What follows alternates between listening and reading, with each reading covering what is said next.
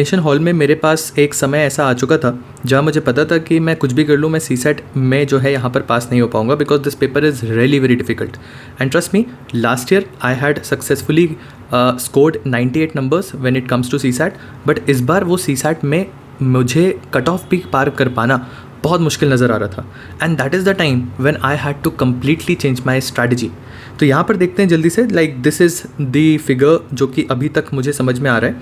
If in case we talk about only IAS, उससे approximately 80 numbers, शून्य IAS से approximately 80, study IQ के हिसाब से 69 एंड विजन IAS के हिसाब से नियर अबाउट 75 नंबर्स जो है वो सीसेट में आ रहे हैं. So I am just hoping कि we will be able to clear CSAT this time also. But the question is what exactly saved me in the examination hall, because ये तो क्लियर हो चुका था कि मैं सीसेट नहीं निकाल पाऊँगा. तो उसके लिए आपको जानना होगा the only thing which help me there was the change of the strategy. मुझे अपनी स्ट्रैटेजी उसी वक्त वहाँ पर चेंज करनी पड़ी क्योंकि मुझे ये पता था कि I am always considering my self कि मैं स्ट्रॉन्ग हूँ RC में. बट आपको पता होना चाहिए कि इस बार RC में जो क्वेश्चंस का पैटर्न आया है वो ज़्यादातर अजम्पशन बेस्ड क्वेश्चंस पूछ रहा था. एंड जब भी कभी कुछ चीज़ अजम्पशन बेस्ड होती है वहाँ पर इंटरप्रिटेशन जो है वो बहुत ज़्यादा एक्टिव हो जाता है. एंड चूँकि इंटरप्रिटेशन एक्टिव होगा तो आपका अजम्पशन अलग हो सकता है, मेरा अजम्पशन अलग हो सकता है, किसी और का अजम्पशन अलग हो सकता है. तो इसके हिसाब से फिर हमको ये पता था कि यहाँ पर नेगेटिव मार्किंग के चांसेस सबसे ज़्यादा हो जाते हैं. So at that particular moment of time मुझे अपनी स्ट्रैटेजी चेंज करनी पड़ी और ये रियलाइज़ करने पड़ा कि रादर देन मैं RC पे फोकस करूँ इनिशियली, मैं सबसे पहले जाकर फ्रेश माइंड से मैथ्स और रीजनिंग के क्वेश्चंस जो कि मैं कर सकता हूँ उनको वहाँ पर आइडेंटिफाई करूँ. I know for a person like me जिन्होंने 10th क्लास के बाद मैथ्स छोड़ दी है और उनको नहीं पता होता है कि मैथ्स में क्या क्या चीज़ें जो हैं वो हमको आएंगे. हमको सबको पता होता है कि यार ट्रेन वाला क्वेश्चन होता है जहाँ पर एक ट्रेन क्रॉस कर रही है दो लोगों को या एक पिलर को, तो उस ट्रेन की लेंथ निकाल सकते हो आप अगर उसकी स्पीड इतनी है वगैरह वगैरह और इतने टाइम पीरियड में है. So this kind of question seem very easy. But जब आप एग्जामिनेशन प्रेशर में होते हो, जब आपने इस प्रकार का क्वेश्चन बहुत सालों से नहीं किया होता है तो वहाँ पर एकदम इन चीज़ों को पकड़ पाना मुश्किल हो जाता है. बट देन आई थॉट कि यार 10th तक तो मैथ सभी ने करी होती है ना, तो यहाँ पर साम दाम दंड भेद सब लगा के मुझे आंसर्स निकालने हैं. बिकॉज मुझे यहाँ पर 27 क्वेश्चंस मिनिमम भी एक्यूरेसी से करेक्ट होते हुए नहीं दिख रहे हैं. And that was the time when I shifted my strategy towards reasoning as well as the maths. अब जब रीजनिंग और मैथ्स की बात आती है तो आप सभी ने आई गेस पेपर तो देखा ही होगा. अगर मैं ये बोलूँ कि मुझे सारे क्वेश्चंस आते थे या मैंने इजीली कर लिए तो ये बहुत डिफिकल्ट होगा. जैसे कि आप यहाँ पर देख पा रहे हो कुछ क्वेश्चंस ऐसे हैं जिनको मैंने करने की कोशिश भी करी बट वो मुझसे हो नहीं पाए. जैसे कि यहाँ पर एक क्वेश्चन दिख रहा है आपको, UPSC का favourite, love the natural numbers, prime numbers and all of this. उसमें एक क्वेश्चन है कि 100 नेचुरल नंबर्स को आप कंसिडर करो और उनमें से कितने जो हैं वो डिविजिबल नहीं होंगे by 2, 3, 5, 7, 9. To be very honest कुछ लोगों के लिए बहुत आसान होगा बट फॉर अ पर्सन जिन्होंने मैथ से अपना नाता ऑलमोस्ट छोड़ रखा है एंड दैट टू जहाँ पर आपको नंबर सिस्टम इतने डिटेल में पढ़ने को एक्सपेक्ट किया जाए तो आई डोंट थिंक ये वहाँ एग्जामिनेशन हॉल के अंदर इतना ईजी हमको देखने को मिलता है. सिमिलरली अगर हम आगे आए, आप देख सकते हो यहाँ पर maximum value of x + y, ये क्वेश्चन भी मेरे बिल्कुल बाउंसर गया. फिर यहाँ पर आपको let both p and k be prime numbers, again I knew I will not be able to do it. तो अब मेरे ऊपर जो टास्क था वो ये था कि मुझे यहाँ से वो क्वेश्चंस निकालने हैं जो कि मैं सॉल्व कर सकता हूँ. I tried a lot but then मैंने जल्द से जल्द वो क्वेश्चंस करने की कोशिश करी जो कि किए जा सकते थे. फॉर एग्जांपल ये वो क्वेश्चन है जो आप सभी आसानी से कर सकते हो. हमेशा ये कहा जाता है कि इस सीक्वेंस को अगर आप 2-3 बारी अच्छे से देखें और फिर ये आइडेंटिफाई करें कि कितने नंबर्स हैं और उनको फिर डिवाइड कर लो तो उसके हिसाब से आप यहाँ पर सीक्वेंस निकाल सकते हो. So that is how fortunately इस चीज़ का आंसर जो है वो मैं करेक्ट तक पहुँच पाया.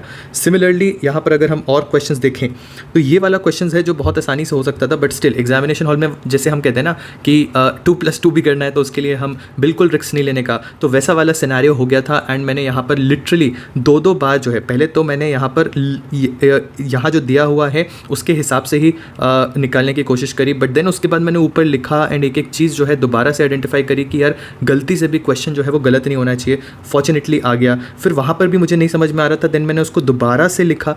ट्रस्ट मी, इतना डर होता है एग्जामिनेशन हॉल के अंदर कि हाँ ये वो क्वेश्चन है जो मुझसे बन सकता है तो इसमें गलती से भी कोई सिली मिस्टेक जो है वो होनी नहीं चाहिए. And let me tell you, silly mistakes ही हैं जिनकी वजह से मैं अभी इस पोजीशन पे हूँ जहाँ बॉर्डर लाइन पे हैं हम and there is a possibility कि जो पेपर 1 है उसका कट ऑफ निकल सकता है या नहीं निकल सकता because I have made a lot of silly mistakes. सबके साथ होता है बिकॉज वो एग्जाम टाइम प्रेशर ही इतना होता है कि आप घर आते हो और आपको लगता है कि यार ये क्वेश्चन तो मैंने सही किया था, फिर उसके बाद मैंने जब OMR शीट में भरने की बारी आई तब इसको चेंज किया है। तो these kind of scenarios keep on happening. Similarly आप यहाँ पर देख सकते हो, I tried my level best कि मैं इस क्वेश्चन को सॉल्व कर पाऊँ। Team X scored a total of n runs but this was also not doable. फिर मैंने ज़्यादा समय इसमें दिया नहीं। यहाँ पर ये क्वेश्चन है, price of a commodities first increase by this much percentage then this. इसको भी मैंने करने की कोशिश करी बट आई डेंट थिंक कि मुझे इसमें कुछ उतना ज़्यादा बेनिफिशियल नज़र आएगा। Then I was even searching for more and more, तभी मुझे ये एक सीरीज़ का क्वेश्चन दिखता है। सीरीज़ का क्वेश्चन फॉर्चुनेटली मुझे इतना पता था कि अगर कोई वैल्यू कम हो रही है देन इंक्रीज हो रही है, देन डेफिनेटली इसका मल्टीप्लिकेशन बाय हाफ हुआ है पहले, हाफ यानी कि 0.5। तो इस तरह का लॉजिक लगा के मैंने 0.5 ये बढ़ रही है चीज़, ये कंसिडर करते हुए फाइनली इसका आंसर जो है वो निकल पाया था। I was very happy. Then this question was there, P and Q walk along a circular track. मैंने सर्कुलर ट्रैक बनाया, इवन मैंने जो रफ स्पेस होता है वहाँ पर भी इस चीज़ को जो है सॉल्व करने की कोशिश करी, बट ट्रस्ट मी नहीं हुआ ये वाला क्वेश्चन भी। देन उसके बाद this was a question, trust me मैंने इसमें सब कुछ लगा लिया था, बॉडी मास लगा लिया। आप यहाँ देख भी पाओगे कि जल्दबाजी में हम बॉडी मास भूल जाते हैं वगैरह वगैरह। आई ट्राइड एवरीथिंग एंड इस क्वेश्चन को मैंने रफ स्पेस में कम से कम 6 से 7 बार सॉल्व करने की कोशिश करी, बट वहाँ पर इतना प्रेशर होता है, इसका आंसर आसानी से ये निकल कर आ रहा था। अभी मैं बाहर बैठ के इसका आंसर निकाल सकता हूँ, बट वहाँ पर जब प्रेशर होता है तो आप प्लस माइनस बॉडी मास ये सारी चीज़ें एक साथ सोच पाने में बहुत डिफिकल्टी होती है। सो इसलिए फिर मैंने इस क्वेश्चन में जो है बिल्कुल भी रिस्क नहीं लिया। मैंने यहाँ पर एनसर्कल करके रखा था कि इफ़ कुछ नहीं निकलता है तो कम से कम इसको मैं आकर सॉल्व करने की कोशिश करूँगा। सिमिलरली यहाँ पर अ ट्रैम है, yes this was the question that I am talking about, कि एक ट्रैम है काइंड ऑफ अ ट्रेन जो कि ओवरटेक कर रही है 2 लोगों को, X एंड Y को, जो इतनी स्पीड से वॉक कर रहे हैं। अब आपको बताना है कि इस ट्रेन की लेंथ कितनी है। अगेन अ क्वेश्चन जो कॉन्सेप्ट पता है कि the person is moving in the same direction, the train is moving in the same direction, तो यहाँ पर स्पीड दोनों की रिलेटिव निकाली जाएगी वगैरह वगैरह, everything is known, but how to do it at that moment of time, वो चीज़ नहीं समझ में आती है इनकेस आप मैथ्स रेगुलरली जो है वो नहीं कर रहे हो। इसके बाद जब हम पेपर में आगे आए, then again this was a question which could have been done easily अगर आप थोड़ा बहुत भी दिमाग लगाते हैं। अनफॉर्चुनेटली इसका आंसर मेरा जो है वो सही निकला है। I tried my level best. Similarly यहाँ पर मल्टीप्लिकेशन वाला ये क्वेश्चन था तो इसको भी आसानी से कर पाए थे, ये बन गया था। इसके अलावा जब आप आगे आओगे, there was this question, yes ये क्वेश्चन आप विश्वास नहीं मानोगे, मैंने इसका फिगर कम से कम नहीं तो 6 बार इसका फिगर बनाया है तब जाके सॉल्व कर पाया हूँ। नॉट बिकॉज कि बहुत डिफिकल्ट क्वेश्चन है, बट ट्रस्ट मी उस समय इतना दहशत होती है, इतना डर होता है आपके ऊपर, जो है एक लिटरली तलवार लटक रही होती है कि यार ये किसी भी वक्त गिरेगी और आपने जितनी मेहनत फर्स्ट पेपर के लिए की थी उसका कोई भी यहाँ पर रिजल्ट नहीं होगा। मतलब you will not even have a chance to stand कि क्या आपका कट ऑफ निकलेगा या नहीं वगैरह वाला।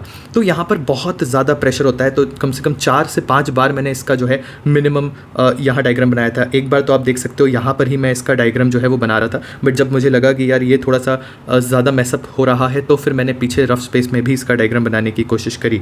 फिर इसके बाद आप देख सकते हो यहाँ पे भी बनाने की कोशिश करी थी, क्योंकि मैं चाह रहा था कि किसी भी तरीके से जो क्वेश्चंस बन सकते हैं वो क्वेश्चंस बिल्कुल भी गलत ना हो। This is what I was trying again and again and again. इसके अलावा yes this was a question जो कि फॉर्चुनेटली मैं बहुत कॉन्फिडेंट था when it comes to blood relation. ये चीज़ मुझे थोड़ी अच्छी से आती थी तो मैंने दिमाग लगाया and fortunately I could do it. तो कुछ ऐसे टॉपिक्स थे जो मैं आइडेंटिफाई कर रहा था कि जल्द से जल्द जिनको मैं कर सकता हूँ, बट जैसा कि आप देख सकते हो ज़्यादा उतने टॉपिक्स नहीं थे। अब ये क्वेश्चन था, मुझे अभी तक समझ में नहीं आया इसको सॉल्व कैसे करते हैं। आई डू नॉट नो, हो सकता है आप लोगों को पता हो, प्लीज़ कमेंट करके बताना कि यहाँ पर जो एक व्यक्ति है उसका फ़ोन चोरी हो जाता है, वो 3 सस्पेक्ट से पूछ रहा है। पी कह रहा है कि मैंने नहीं चुराया, क्यू ने चुराया। क्यू कह रहा है कि आर ने नहीं चुराया और मैंने भी नहीं चुराया।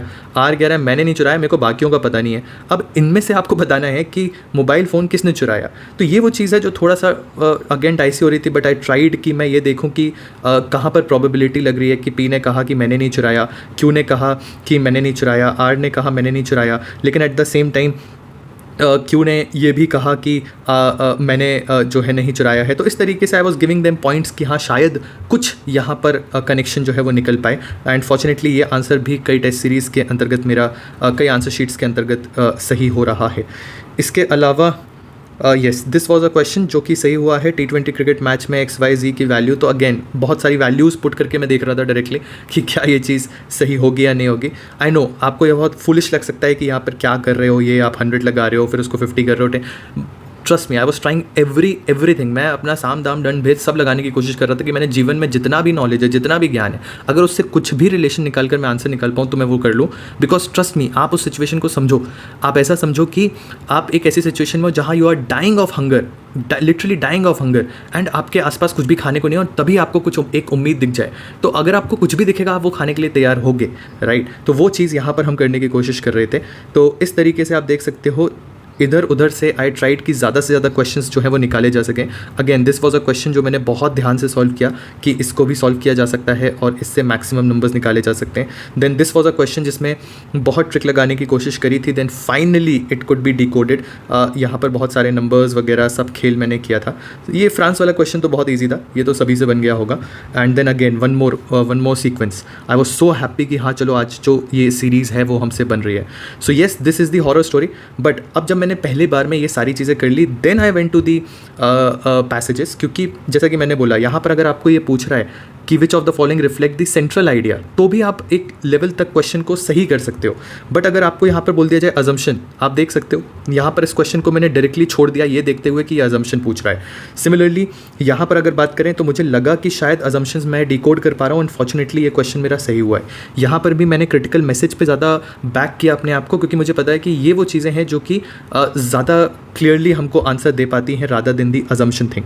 So yes, this is all about the paper and the story जो कि हुई है एग्जाम हॉल में।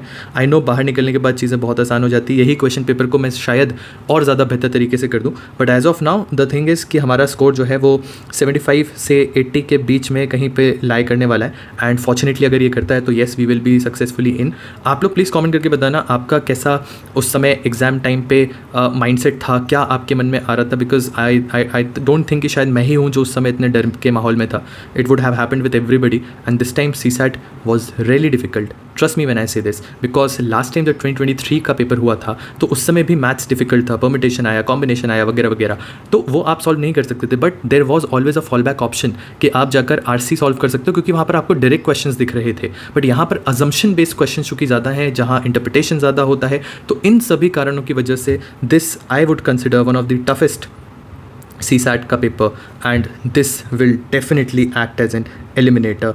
आई डो नॉट नो कि what will happen to me, but I am pretty much sure कि ये बहुत सारे लोगों के लिए एलिमिनेटर का रोल प्ले करेगा। Because paper for some people जो कि फैक्ट्स में अच्छे हैं उनके लिए ईजी रहा है। I wouldn't say easy, but yes doable था उनके लिए। But for people who are not that good with facts, उनके लिए ऑलरेडी पेपर डिफिकल्ट था, एंड साथ ही साथ ये एलिमिनेटर की तरह भी काम करेगा CSAT। So it is a very very difficult situation and I know what everybody is going through. So yes, we all are here for each other. We all are here as brothers and sisters and backing each other. So let's join hands together and be connected and give ourselves strength to bear anything and everything that comes in between. Also please do like the video, और जाने से पहले अगर आप subscribe button पे click करेंगे then definitely if in case ये आपका पहला अटेम्प्ट था, सेकंड अटेम्प्ट था, थर्ड अटेम्प्ट था, जो भी मुझसे हो पाएगा I would love to do it for everybody because I would consider myself the epitome of misguidance. मेरे साथ ये बहुत हुआ है कि मैं मिसगाइडेड रहा हूँ। UPSC के एग्ज़ामिनेशन को बोलकर मुझे स्टेट PSC की पढ़ाई करवाई गई है, बहुत सारी चीज़ें हुई हैं। तो मैं ये चाहूँगा कि आपके साथ ऐसा कभी ना हो। आई वुड मेक श्योर कि आप सभी को best of the best guidance मिले, जितना भी मैं कर पाऊँगा, जितनी भी मेरी कैपेसिटी होगी, in what ever way I can. So please stay connected and I promise you that if in case you are connected to this channel, it would be fruitful for everybody of us because yes, this is a community जिसकी बातें शायद सब नहीं समझ पाते हैं। It is a kind of a turmoil, emotional turmoil that we go through every single day and not everybody understands that because we are fighting every single day. Nobody understands that, and yes, loneliness hits hard. Yes, emotional intelligence is required over here, but still we are humans. We fail at times, but still we will rise again, we will shine again because yes, हम सब बहादुर बच्चे हैं. Let's stay connected.